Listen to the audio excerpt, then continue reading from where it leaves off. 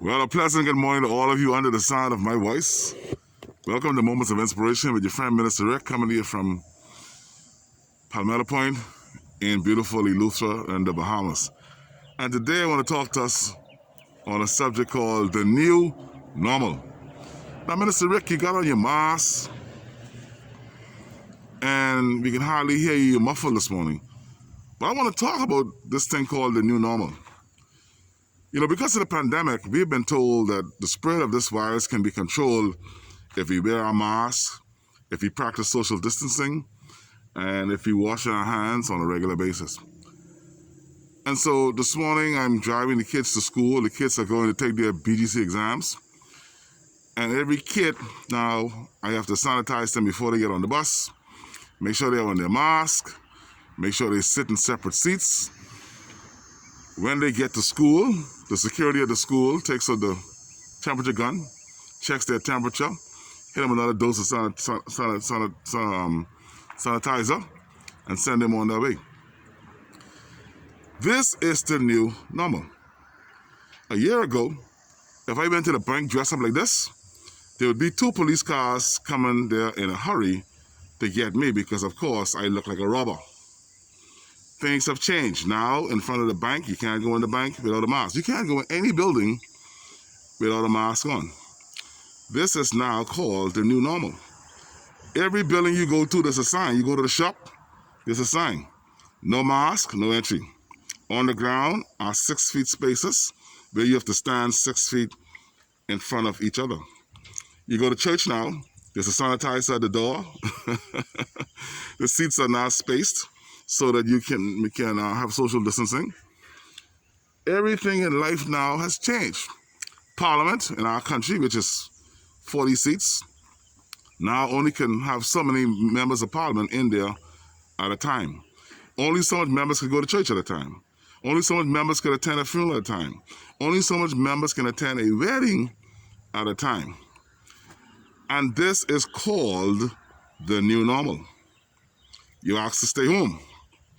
You're asked to don't go out unless you can't avoid it. Unemployment is high, jobs are closed down. The government has a feeding program now where people are waiting weekly to get a government subsidized check or some money from the National Insurance Board to take care of themselves because there's no jobs because of the pandemic. This is the new normal. What is God saying to us? You think He knows? You think God knows what's happening? Of course He does. This didn't catch Him by surprise. And so we need to find out what is the plan of God in all of this. And I've been talking for weeks and months now about how to prepare yourself, how not to stay home and worry, how not to be lazy, how to get up and do something, The world has changed, so now you have to change. If you keep holding on to the way things used to be, I used to have my job, I used to get paid every 2 weeks, I used to get paid once a month, I could have go in my ASU, I could have buy my car, buy different things for my house and my family, travel, go on vacation. If you're still holding on to that, then you have yourself a big problem. We are now in a new normal. And maybe for the rest of our lives, we may have to wear masks and practice social distancing and wash our hands. 1 customer in the bank at a time. Can you imagine that? 20 people on the line, 30 people on the line at the Royal Bank, and they're only serving 1 customer at a time because of the new normal. To leave your island to go to another island, you must have a COVID-19 negative test. The world has changed, and they're calling it the new normal. I got good news for us this morning. God has never changed.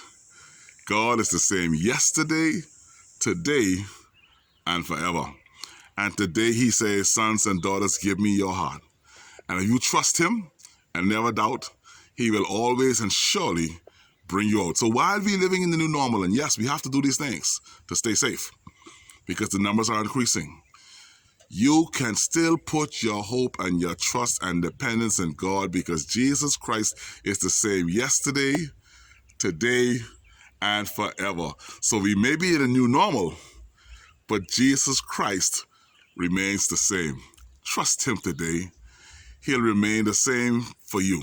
Faithful, just, forgiving, and able to provide. Sila. Enjoy the new normal. Think and act on these things. God bless you today.